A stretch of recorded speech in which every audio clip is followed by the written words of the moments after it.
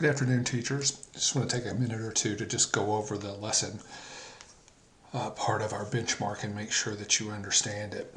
So first, what you want to think about with this is just think about a class that you've observed in the past.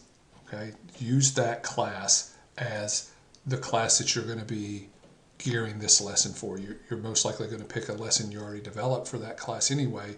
So you'll use the grade, the number of students, and so on in here from that class. Okay, you need to have at least one student, that has an IEP or is an ELL student to discuss or to address in this lesson. Okay? Even if there wasn't one in that class, so there should be a one in one of these categories. Okay. Now, first area, content knowledge.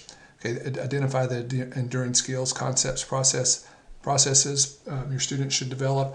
Okay, for this class, everything's about technology. So you're going to have an enduring skill related to technology that's going to be addressed, as well as the standards for the content and concepts related to your content area that you're going to be addressing in this lesson. So you see here we have ISTE lessons that are listed, ISTE standards that are listed, student standards that are going to be enduring skills that these students are going to take away from this lesson. Okay. In addition to that, identify your students' ability regarding those enduring skills. So where are your students currently as it relates to what you're going to be, what they're going to be taking away from this lesson technologically, okay, or as it relates to technology. And you can see in here, the teacher says students are familiar with Chromebooks for sharing notes and assessment and completion, and then continues to talk about that. Next, B, identify your students' background, special needs, cultural difference, interests, and so on. Okay, so how does technology figure in to this? How do their special needs impact their ability to use technology?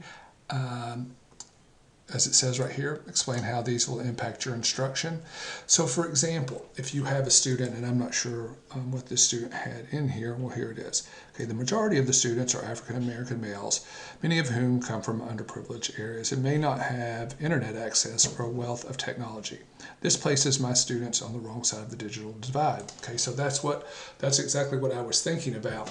That's one area that could be that your use of technology in the classroom could impact your students, because some students may not be as proficient in using technology, especially if they come from rural areas, low SES areas, from certain historically underprivileged minority groups. So that's what you want to address in here. So notice every section talks about technology. If I keep moving down, okay, and here to number 3, learning environment. Provide a rationale for learning theory or brain research. So you want to connect that also to technology. So if you're talking about constructivism and you're using a tool, any tool that requires students to collaborate or to communicate, that's connected to this learning theory. So if your learning theory is constructivism and you're having students work together in Google Documents to create some artifact that they're going to be assessed on, that connects to the learning theory, and that's what you want to discuss here. Describe the instructional strategies to support collaboration and individual learning. Again, you can see that she's talking about, or he's talking about, Google Forms here. They're also talking about Google Documents and connecting to how they are connected to either individual or collaborative instruction. Next, C under number 3. Provide a rationale for instructional strategies, resources that foster an understanding and respect for diversity throughout instruction. So you can see here, and I believe that was a woman who did this, a female student who did this this lesson. She talks about Flipgrid. Okay, so diversity, generally when we think about diversity, we think about race. We think about gender or sexual orientation, whatever that may be.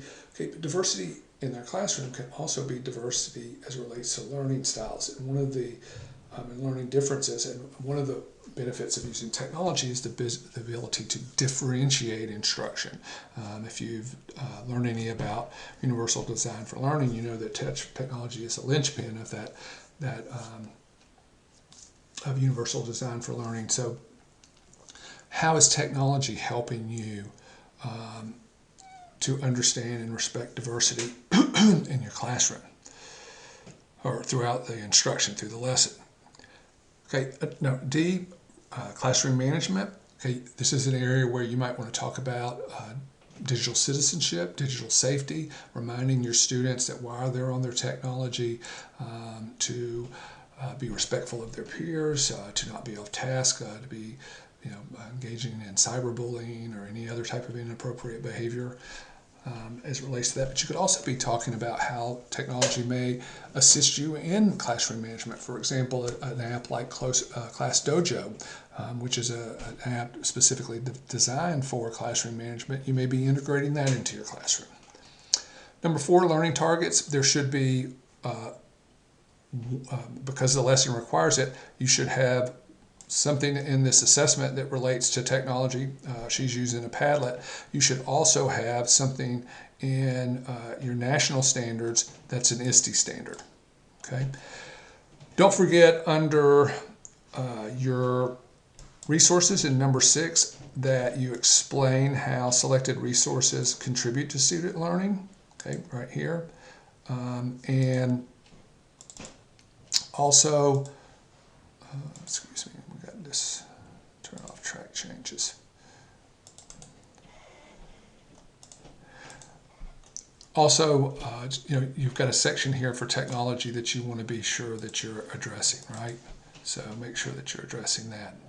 You can see where she is, talking about Padlet Grid here, as well as Chromebooks.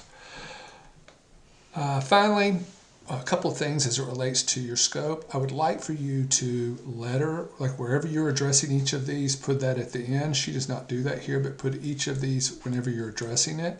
Okay, I don't care what grade you're teaching, you should be stating your expectations for learning, which are your learning objectives, your learning targets in that at the beginning of your lesson. Okay.